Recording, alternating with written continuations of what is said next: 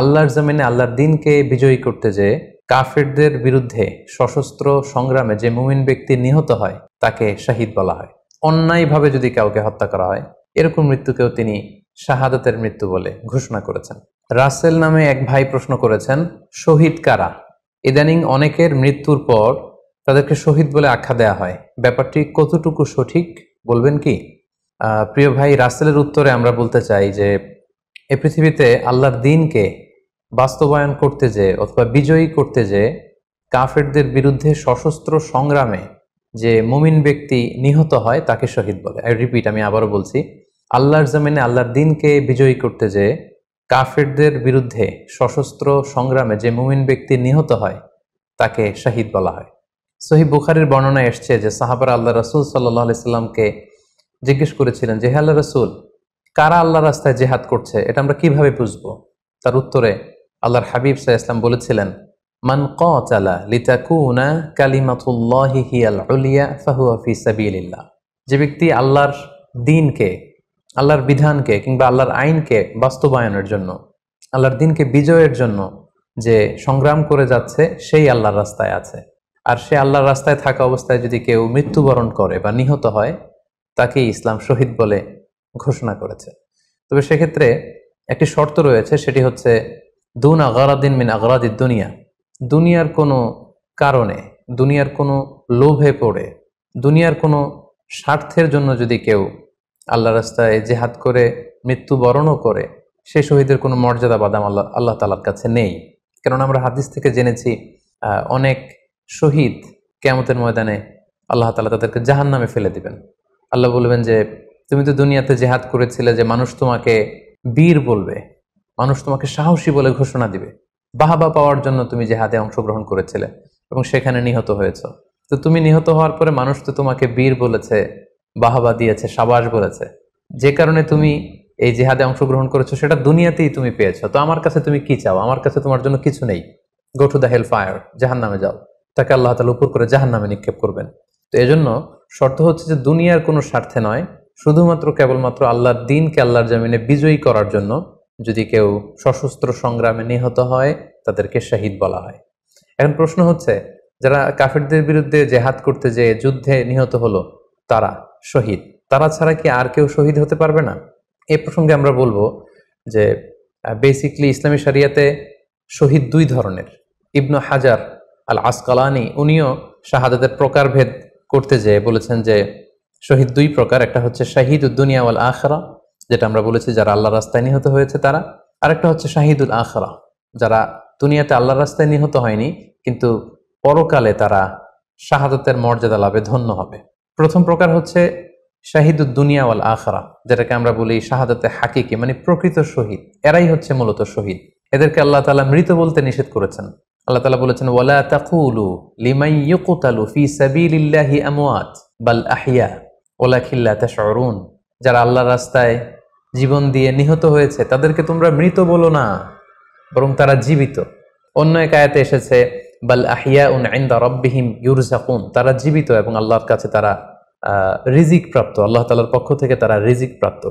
তাদের মর্যাদা আল্লাহ তাআলার কাছে এত বেশি যে তাদেরকে নিহত হওয়ার পরে কোনো জানাজার আগে গোসল দিতে হয় না, তাদের রক্তাক্ত দেহটাকেই সরাসরি জানাজার পরে দাফন করে দিতে হয়। কেননা সেই ঝরঝরে রক্ত নিয়ে তারা সেদিন কিয়ামতের দিবসে আল্লাহ তাআলার দরবারে তারা হাজির হয়ে যাবে।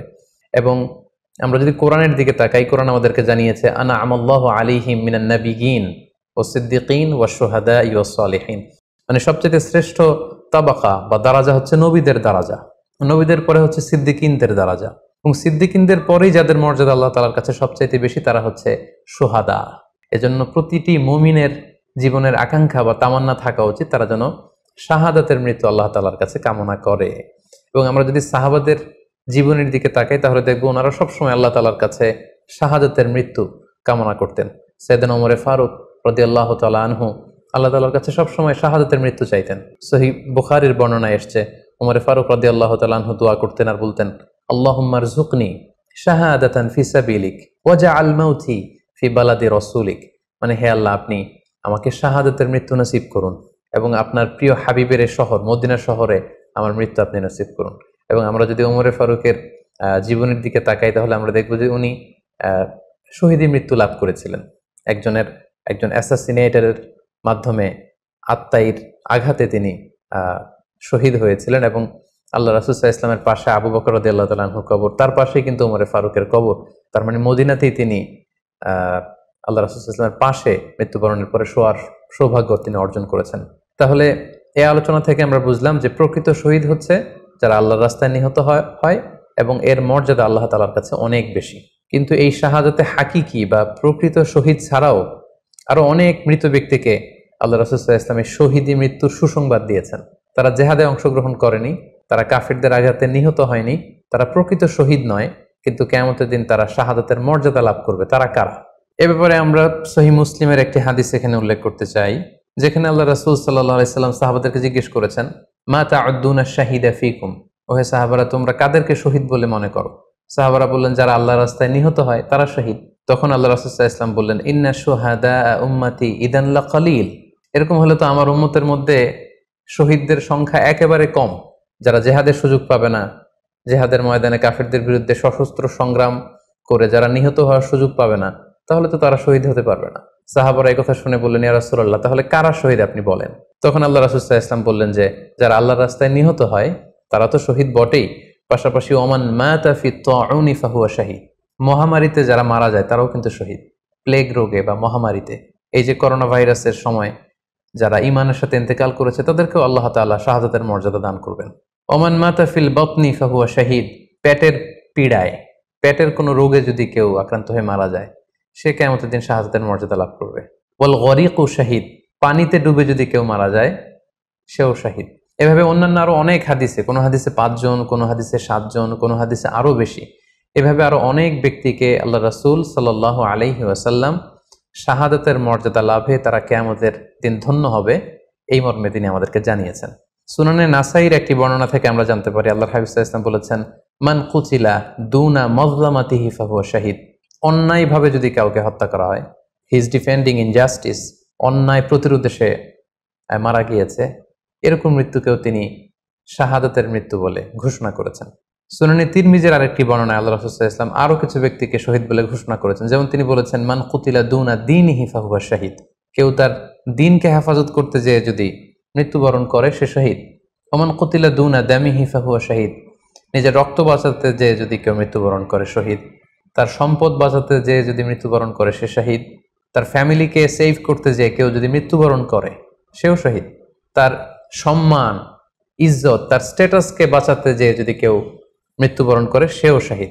আরেক বর্ণনায় আমরা জানতে পারছি আল্লাহ রাসূল সাল্লাল্লাহু আলাইহি ওয়াসাল্লাম বলেছেন, ওয়াসাহিবুল হাদমি ফাহুয়া শাহীদ, অর্থাৎ ধ্বংসস্তূপের নিচে চাপা পড়ে যদি কেউ মারা যায় বা কোনো দেয়ালের নিচে চাপা পড়ে যদি কেউ মারা যায় সে শহীদ।